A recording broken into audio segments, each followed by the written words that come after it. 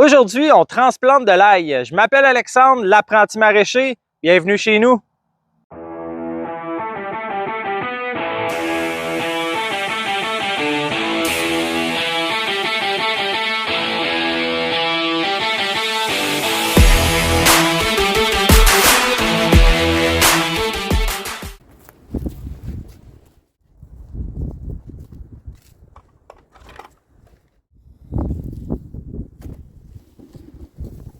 Salut tout le monde! Aujourd'hui, dans le fond, je vous montre un peu, je suis confronté à un beau problème. C'est que derrière moi, j'ai un sol que j'ai fait il y a à peu près 3 ans en hugelculture que je vais probablement vous expliquer dans une vidéo vraiment décernée à ça.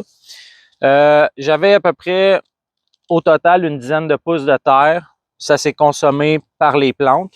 Et ce qu'il y avait de planté derrière moi ici, c'était de l'ail égyptien. Moi, ce que j'aime bien, puis ça le rend quand même assez reconnaissable, l'ail égyptien, dans le fond, quand il va pousser, quand il devient comme, je dirais presque à maturité, il va former des petits cailleux au bout. C'est littéralement des petites gousses d'ail qui forment en forme de fleurs. Et puis, on peut récupérer ces cailleux-là pour les transplanter. Et donc, j'en avais semé peut-être une centaine. C'était pas un gros succès, honnêtement. Le sol n'était pas assez épais. Il manquait vraiment de profondeur, probablement. Mais bref, on a ramassé peut-être, je sais pas, une soixantaine de bulbes qui étaient corrects. C'était super bon, par contre, ça, je dois le mentionner. Mais à ma grande surprise, il y a des petites gousses vraiment minuscules, peut-être un demi-pouce de gros, de large et de long, que j'avais semé, qui avait tout simplement pas germé. Puis on parle de presque 2 ans parce que l'année passée, j'en avais pas. Fait qu'ils ont comme été en dormance, si on veut. Puis là, présentement, là, je me retrouve avec probablement une bonne soixantaine facile. Et je veux pas les perdre, évidemment, sauf que ici, j'ai prévu faire le bac 0. Comme les bacs que j'ai devant moi. Donc, toute cette terre-là va se trouver être mon fond. On va avoir un autre 16 pouces à peu près de planche. Alors, aujourd'hui, ce que je vais faire, bien, tout simplement, je vais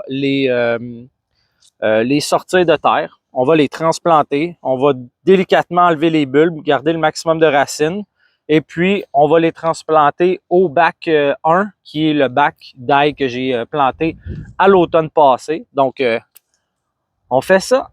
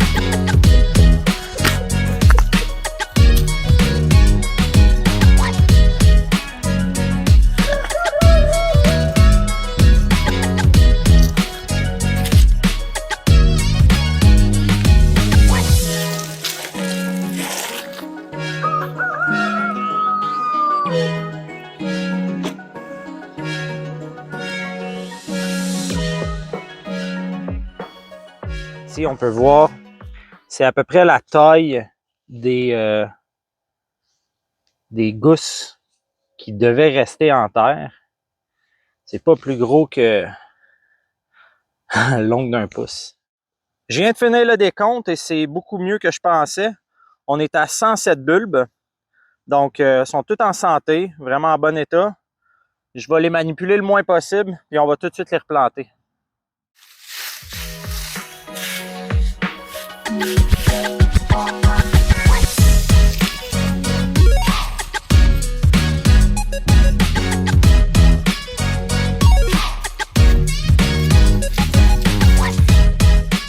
Pour la distance, qu'est-ce que j'aime faire?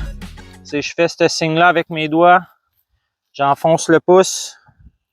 Je prends le bulbe, les racines par en bas, évidemment. On tasse un petit peu la terre. On refait le signe. Un autre bulbe. Ainsi de suite.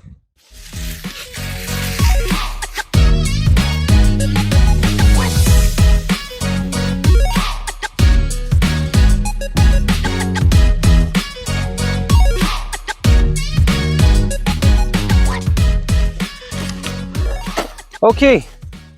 Les bulbes sont transférés. J'ai remarqué que certains bulbes avaient de la misère à germer et à passer au travers de la couche de mon paillage d'automne. Dans le fond, c'est des feuilles mortes que je viens juste étaler par-dessus. Et éventuellement, la neige vient vraiment la compacter. Puis j'ai remarqué qu'il y a une variété là-dedans qui a de la misère à germer ou passer au travers. Fait que ce que j'ai fait, c'est que je l'ai vraiment défait.